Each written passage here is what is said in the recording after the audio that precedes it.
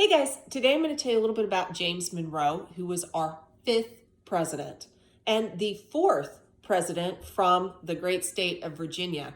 They had a little streak going, only interrupted by John Adams. The big thing that you need to know about James Monroe is that he was nice. People found him to be warm. They didn't think of him as disagreeable. Even if they didn't like what he was saying, they thought he said it pleasantly. There were people who felt that he was not at all brilliant, certainly not when compared to James Madison, his predecessor. There were people who called him mediocre, like Aaron Burr. Aaron Burr said he was a mediocre lawyer, and that was it. There were people who thought he was downright dim-witted. But it didn't matter because dude was like vanilla yogurt. Sure, there are way more exciting desserts. Absolutely. I like creme brulee, bananas Foster. That's the bananas like shoot up in flames and stuff. But vanilla yogurt, it's reliable, it's simple, it's basic, it's not offensive. These are all things we could say about James Monroe. These qualities don't necessarily make for a great president, but Monroe was fairly well suited to oversee a period in our history called the era of good feelings. I don't want to talk about Monroe's record as president today. What I want to do is give you some background information so that you can think of him as a human being rather than just a flat name in a book. The Monroe family had a prestigious pedigree and was descended from royalty. This is probably one of the reasons that the Monroes ended up in the New World. They sided with Charles I during the English Civil War and were exiled. Get out of the country, said Oliver Cromwell. By the time James was born in 1758, his parents had a plantation in Virginia. James went to school with John Marshall when he was younger and eventually went off to college at William and Mary when he was 16. This is also the year that his father dies, and he'll take on the responsibility of having to run some of the financial affairs of the family as the oldest son. Pretty soon, James dropped out of college altogether. It was not so he could oversee his mom and his siblings. It was because he was full of the revolutionary fervor that filled other founding fathers like Alexander Hamilton, who also dropped out of school in this period. Keep in mind, James Monroe was only 17 years old when the battles of Lexington and Concord took place.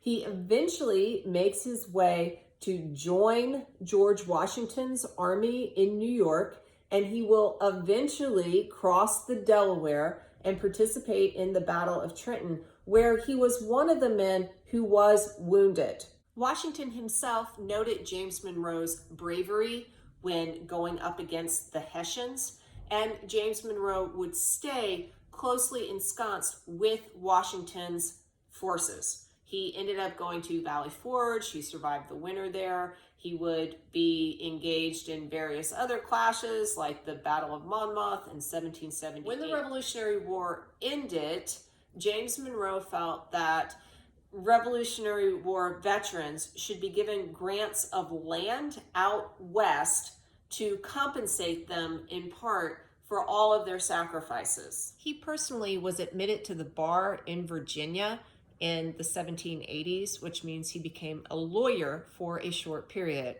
As I already said, Aaron Burr thought he was a mediocre lawyer, but nonetheless, that's what he did.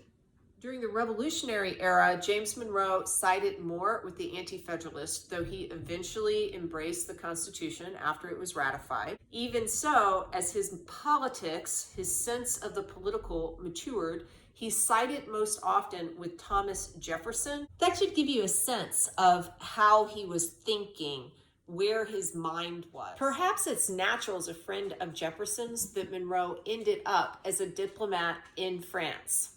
He is going to be the diplomat who gets Thomas Paine sprung out of a French prison during the French Revolution.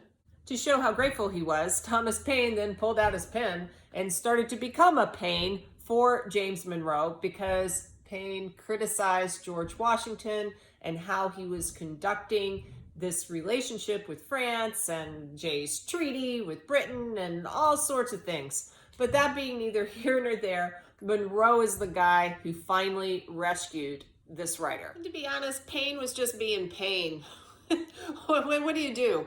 He was this intransigent guy who had been hugely important during the American Revolution. You can't take the pain out of Paine. He's just Paine. In addition to being a diplomat, James Monroe had various public offices.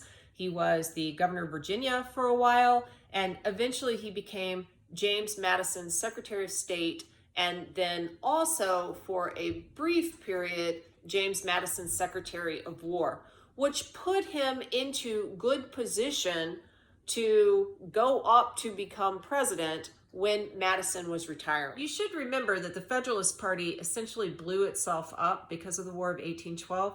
So when James Monroe is looking at becoming president, there's really no one to stand in his way. He gets elected in a landslide.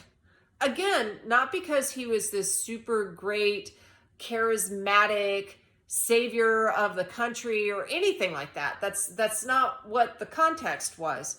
He was vanilla yogurt. But vanilla yogurt in the only party that was still on the menu. Some fun things to know about James Monroe. His wife, Elizabeth, was one of the least popular first ladies. And I don't think it's very fair. It's because she followed Dolly Madison. And Dolly Madison was super popular. Dolly was that party girl who liked to invite people and host society and was just super charismatic.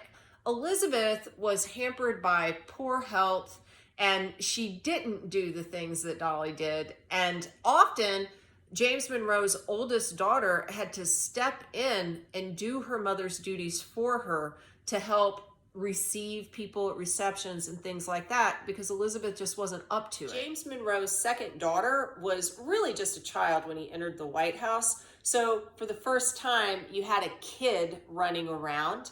He was in office for 8 years, and children do grow up. So she got another benefit from having a dad as president.